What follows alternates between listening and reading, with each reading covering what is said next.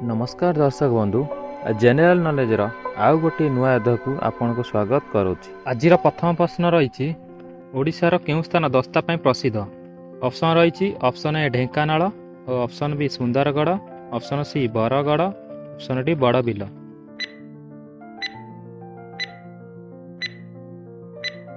तो फ्रेंड्स यार सठिक उत्तर होउची ऑप्शन बी सुंदरगढ़। ओडिशार सुंदरगढ़ स्थान दस्ता पाई प्रसिद्ध। तो नेक्स्ट क्वेश्चन रही ओडिशार साबर क्षेत्र केउठी अवस्थित।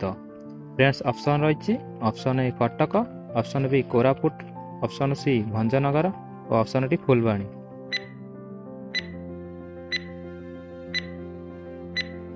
तो फ्रेंड्स यार सठिक उत्तर होउची ऑप्शन बी कोरापुट। ओडिशार साबर क्षेत्र कोरापुट ठार अवस्थित। नेक्स्ट क्वेश्चन रही उत्कल दीपिका पत्रिकार संपादक किए।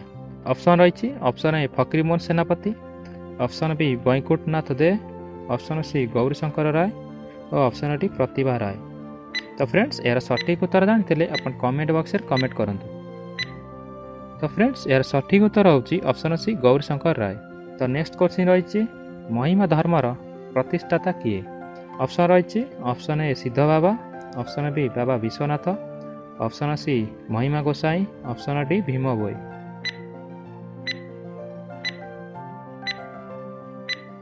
तो फ्रेंड्स यार सठिक उत्तर होउची ऑप्शन सी महिमा गोसाई।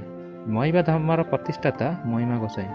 नेक्स्ट क्वेश्चन रही ओडिशार काश्मीर क्या कहुए। तो ऑप्शन रही option A Gopalpur, option B Malkangiri, option C Puri और ऑप्शन डी दारिंगबाड़ी।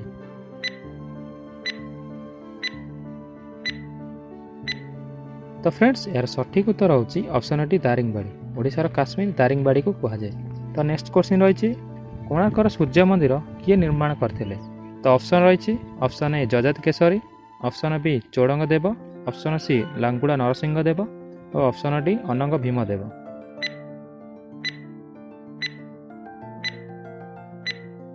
तो फ्रेंड्स यार सठिक उत्तर होउची ऑप्शन सी लांगुड़ा नरसिंह देव। कोणार्कर सूर्य मंदिर लांगुड़ा नरसिंह देव निर्माण करथिले। तो परवर्ती प्रश्न रही ओडिशार शंख क्षेत्र केउठी अवस्थित। तो ऑप्शन रही option A Puri, option B Baleshwar, option C Jagatsinghpur और ऑप्शन डी कोणार्क।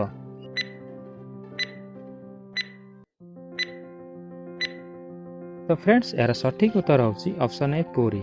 ओडिशार शंख क्षेत्र पुरी ठारे अवस्थित। तो नेक्स्ट क्वेश्चन रही ओडिशार ज्योति विहार केउठी अवस्थित। ऑप्शन रही option A Baleshwar, option B Balangir, option C Keonjhar और ऑप्शन डी संबलपुर।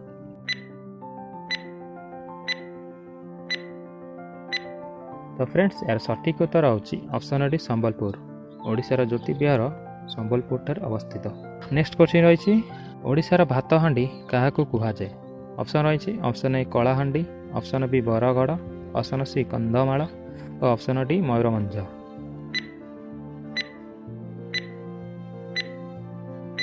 तो फ्रेंड्स यार सठिक उत्तर होउची ऑप्शन बी बरगढ़। ओडिशार भात हांडी बरगढ़ को कहुए।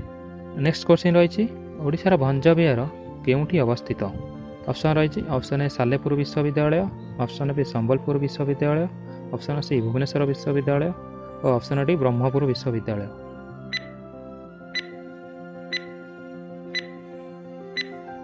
तो फ्रेंड्स यार सठिक उत्तर होउची ऑप्शन डी ब्रह्मपुर विश्वविद्यालय।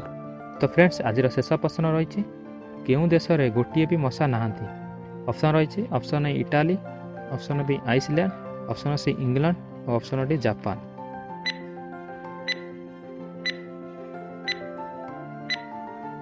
तो फ्रेंड्स यार सठिक उत्तर होउची ऑप्शन बी आइसलैंड। आइसलैंड देश में गोटे भी मशा नहांती। तो फ्रेंड्स वीडियो भल लगी वीडियो को एक लाइक कर दिंतु। चैनल को नुआ आसते चैनल को सब्सक्राइब कर दिंतु। Thank you.